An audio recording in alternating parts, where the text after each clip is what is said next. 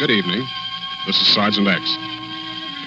Of all the countless characters created by the pen, comparatively few are destined for a long public life.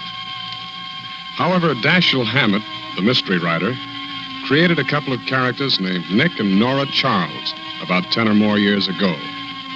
Well, Nora and Nick are still around and still doing fine, as you hear tonight in the Mystery Playhouse.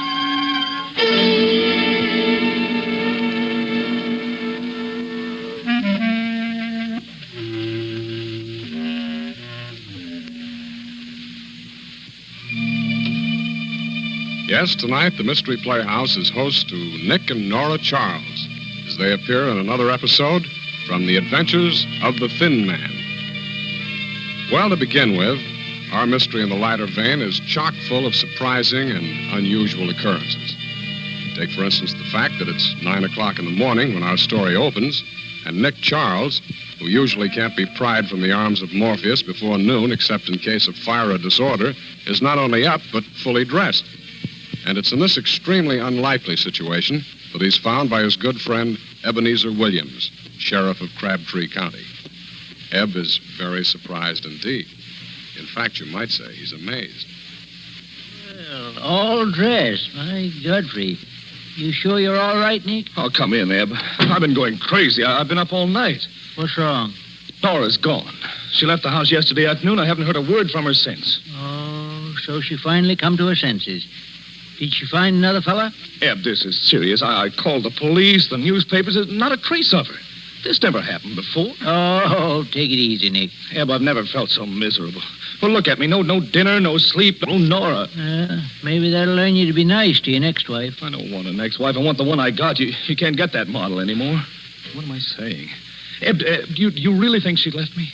Maybe. Oh, maybe that's the police. Maybe they found the body. Maybe. Shall I answer it? No, I'll face it. I have it coming to me. Hello? Hello. Tell Nora that Wolfie is calling. Who are you? Wolfie, you dope. Well, I'm Nora's husband. Don't worry. You won't be for long. Oh, how do you know? Because I'm the guy she's going to marry. Who says so? She does. She proposed to me last night. Hey, what is this, a gag? What did you do to my wife? My dear fellow. Hey, come on, you pug, talk. I refuse to listen to such language over a telephone. Oh. Hello? Hello? Who was that? Some idiot Nora promised to marry last night. That ain't possible. She can't be married to two idiots at the same time. That guy screamed just before he hung up. Eb, what could have happened to Nora? Hello? Hello? This is Leo. Hello, Leo. What do you want? $200, of course. What for? The mirror, naturally. It's cheap. Well, that's Leo for you. Always a sucker for a beautiful dame. Listen, I don't know anything about this. Well, didn't your wife tell you about me? No. Oh, that's deceptive. Where'd you last see my wife? In Leo's. The gathering place of convivial spirits. She left after she broke the mirror behind my bar. Why? My wife didn't get home. I've been looking everywhere for her. Entre nous, bud. You shouldn't let a dame like that go around loose. That's just it. Was she loose? Well, I'd say she was tight. That's impossible. Nora never gets tight. Does she throw horseshoes at mirrors in her natural state? Where did she get a horseshoe?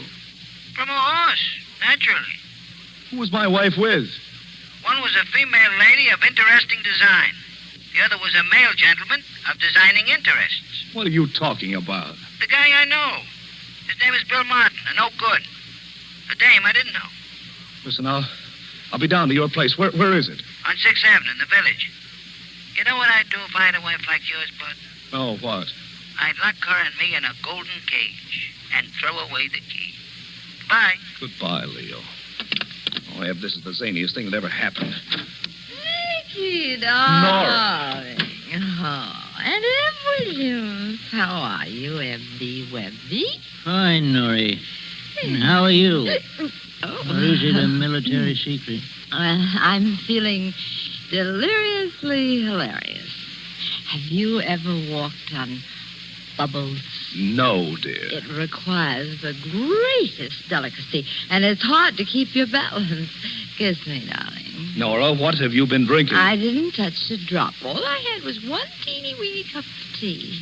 Tea? With crumpets. Kiss me. Where were you last night? Kiss me first. There. Now, where were you last night? Last night? Well, darling, I had tea with Joan Lawrence, and then I don't remember. Well, that's odd, isn't it? Well, don't you remember anything? Of course. I woke up in a nice, comfy hotel suite, and I tried to phone you, but the line was busy, so I came over, and here I am. Will you nail down that floor? Oh, catch me! Nora, she's out, Eb. Yeah. Well, I reckon that solves the mystery of your missing wife. No, Eb, you're wrong. I'm afraid we're at the beginning of another mystery. Huh? Look up Dr. Barton's name in the phone book. Tell him to get up here immediately. Why? Is there something wrong? Look at her eyes, Eb. Unless I'm crazy, she's been drugged. Am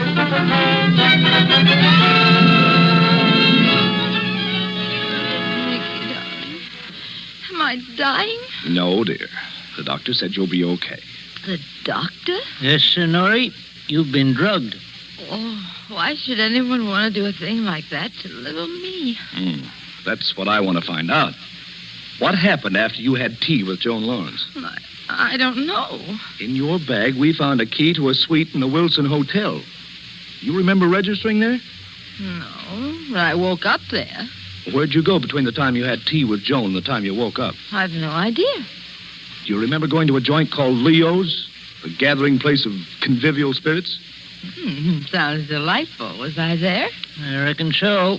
You broke the mirror behind his bar with a horseshoe. Now, what made you do a thing like that? Well, I can't imagine it. But I do remember one thing. There was the nicest man with me and Joan. Wolfie? No, I don't remember anyone named Wolfie. Well, you should, dear. You asked him to marry you. You know, I must have had a wonderful time. Tell me more. You know a fellow named Bill Martin? That's him. He's the nicest man. Joan knew him. He's in business with her husband. Darling, did you call Joan? Yes, baby. No one answers at her Well, apartment. that's funny. Nick, do you think something happened to Joan? I don't know, darling. But I don't think you were drugged by accident. We're going to the Wilson Hotel and check that key you have.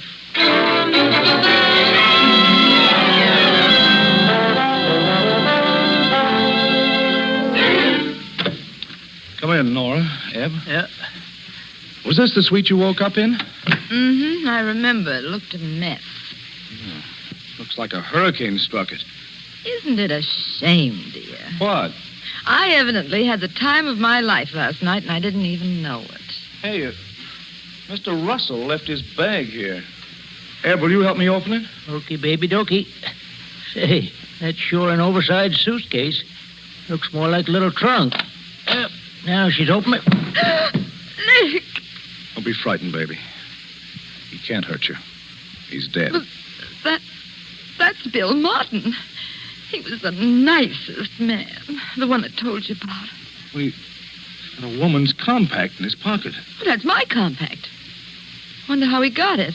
Nora, did you kill him? Me? Kill him? Yes, darling. Now, don't be afraid to tell me the truth. But I don't remember. Now, just try to think. Did you stick a knife in his back because he got fresh? Well, I don't know. You sure he was killed with a knife, Nick? Well, yeah, you can see the wound in his back. Say, there's bloodstains here near the telephone. Did you find anything more on his body? Just this watch. Oh, you can't use that, Nick. It's broken. Give it back. Just a second. Nick, could that be broke like that because a bullet hit it? That's what I was wondering, Eb. The hand stopped at 5:30. No bullet holes in this guy. Nora, you keep this watch. What's the name of the restaurant where you had tea with Joan Lawrence? The Bixley on Lower Fifth Avenue. It's near Joan's apartment. I'm going down there.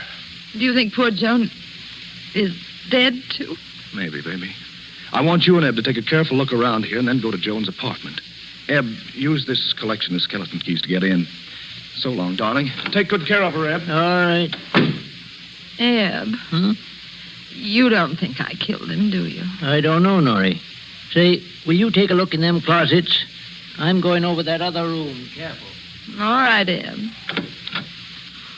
Oh, what a lovely closet.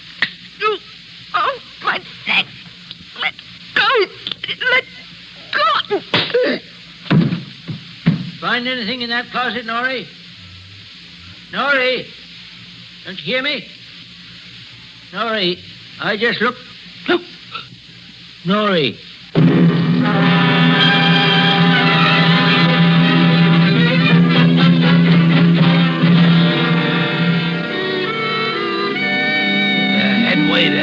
Said you wanted to have words with me. Yeah, that's right. Were you on duty in this restaurant about 5 o'clock yesterday afternoon? Yeah. Hey, ain't you Nick Charles? That's right. Don't you remember me? Rayfield, the rat. Of course, I sent you up, didn't I? Yeah. I could have got 50 years, but you only let me get 10. Gee, you changed.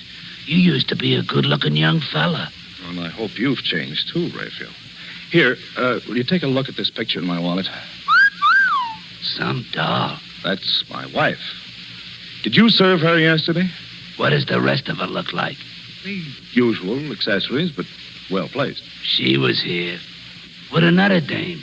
This other dame had a wonderful build. I served them. Where? In that booth right over there. Now, listen, Rayfield. I want you to remember exactly what happened while they were here. Try and recall every detail. If it'll help your memory, act it out. Okay. Now, let me see. You be your wife.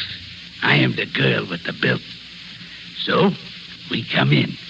We look around to see if anybody notices what terrific lookers we is. And after we see that all the wolves is foaming at the mouth, we sit down. Now, where do I sit? In the corner of the booth. Me. I'm the other girl. I sits here. So another person joins us. A guy named Bill. Very good looking. Bill Martin? Yeah, that's his name. He ordered cocktails. And now listen carefully. Did you see Bill Martin put anything in the girl's tea? No.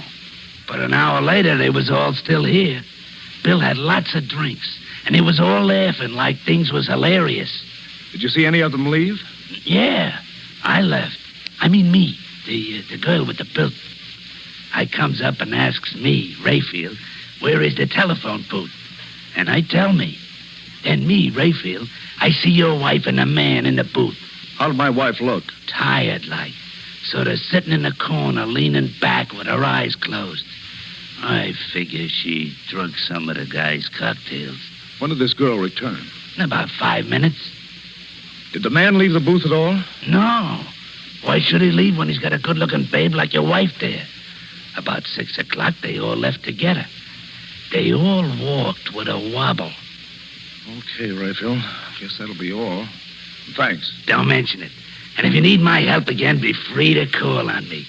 Nothing's too much for the guy what sent me up the river for 10 years.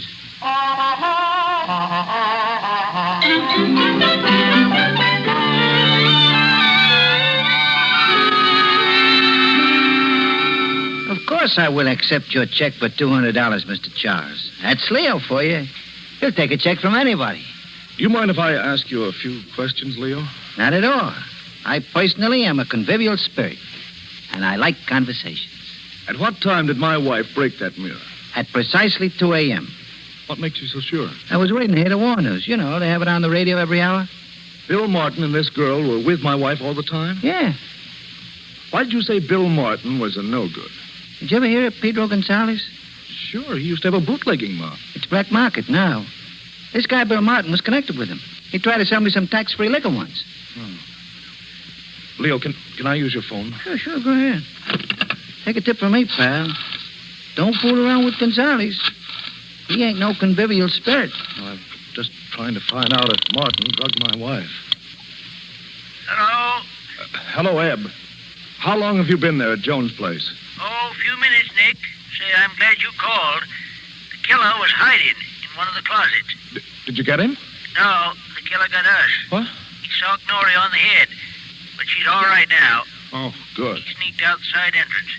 Well, did you find anything important in the apartment? I reckon so. We found another corpse. Who? Joan? No. Her husband. Shot full of bullet holes. And plenty murdered.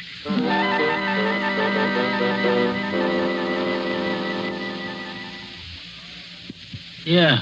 All right, I got you, Nick. All right, Nick, I'll do like you say. All right.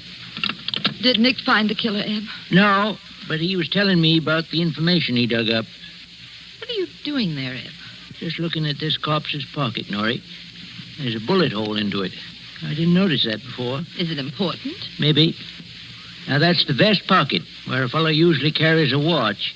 You know, I think this fellow was not only killed, he was robbed by Godfrey. Eb, did you notice that banjo clock on the wall? Why, what about it? It stopped at 2. And the reason it stopped is because there are a couple of bullet holes in it. Look. Oh, Joan, darling. Hello, Nora.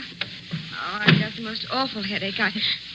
Gilbert, what happened Now, to him? Joan, try to put yourself together. Your husband's been murdered. We found him here like that. Now, dear. Oh, Nora, this is awful. There, now. Nick and our friend Ed Williams are working on this case. Now, if you can keep a grip on yourself, you can help us. Well, I'll be all right, Nora. I was afraid something like this was going to happen. That's why I wanted to talk to you yesterday. My husband and Bill Martin, they were in trouble with Pedro Gonzalez. He's a gangster, you know. Yeah, Nick told me all about that. Miss Lawrence, where was you last night? Well, I'm not really sure. It's all very hazy. I woke up only a few minutes ago at the Royal Crest Hotel. Did anything happen to Bill Martin? He's been murdered, too. Oh, no. Norrie was drugged. Well, then I must have been drugged, too. Well, of course, I see it all now. They drugged us so I wouldn't go home and find them killing Gilbert, and Bill Martin must have known about it. He was very close to them, so they killed him to keep him quiet. Was your husband alive at 2 yesterday afternoon? Well, yes, I had lunch with him. Joan, why'd you murder your husband? What are you talking about? You, Joan. You murdered both of them. Nora, he's crazy, isn't he? Eb, how could she have done it? It's impossible. No, she drugged you at about 5:15 yesterday afternoon, then left, saying she had to make a phone call. But instead, she come up here and killed her husband. She turned the clock back to 2, put a few bullets into it, come back to the restaurant where you were sitting with Bill Martin. In your condition, Norrie, you didn't even know she'd been gone. I don't remember everything, but I do know Joan was with me last night. Sure. She was using you as an alibi. At 2 a.m., the time she wanted the police to believe the murder was committed, she and Bill Martin put you up to throwing that horseshoe into the mirror in back of Leo's bar. But why'd she want me to do a thing like that, Eb? To strengthen the alibi. Ain't that right, Joan? He's out of his head. Am I? You give Norrie an extra dose of the drug. Put her to bed at the Wilson Hotel. Now, up to this point, Bill Martin was helping you. Your problem now was to get rid of Martin. I suppose I killed him, too. You told him to call Nick's place, act like a goon, and use the name Wolfie. The object was to see if Norrie was home yet. Well, since he finished phoning, you drove a knife into his back. Nick even heard his scream. Listen, if I'm such a clever killer, why'd they ever pick on Nora to have tea with me? Because you knew after your husband was found dead that Norrie would get Nick interested in the case. It'd be simple to hint that Bill Martin got some hoodlum to do it. Martin would appear especially guilty since he was dead also. All right. Get him up, both of you. I'm getting out of here. If any of you try to follow me, you'll be killed. Goodbye. Hello! Nicky! I just clipped her lightly on the chin, darling. Guess what? Eb solved the whole thing. She's the killer. Well, of course, baby. I knew it all along. Now, how did you figure it out? Darling, you know I never discuss such things outside our bedroom. Wait till tonight. Why can't you ever tell me how brilliant you are in broad daylight?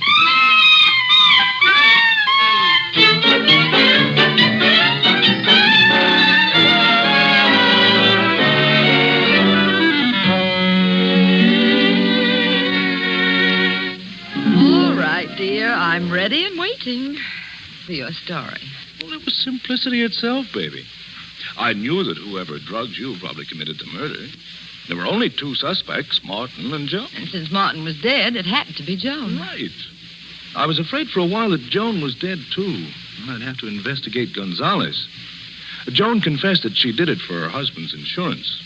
Martin was in love with her, and so was a willing accomplice. Did you miss me last night, dear? Well, not at all. You big liar. Eb told me what you said. I ought to stay away more often. It'll make you appreciate me. Better not try it, or I'll stay away nights, too. What about me did you miss most of all, Nicky? The way you say good night. Oh. Well, then. Good night, Nicky, darling.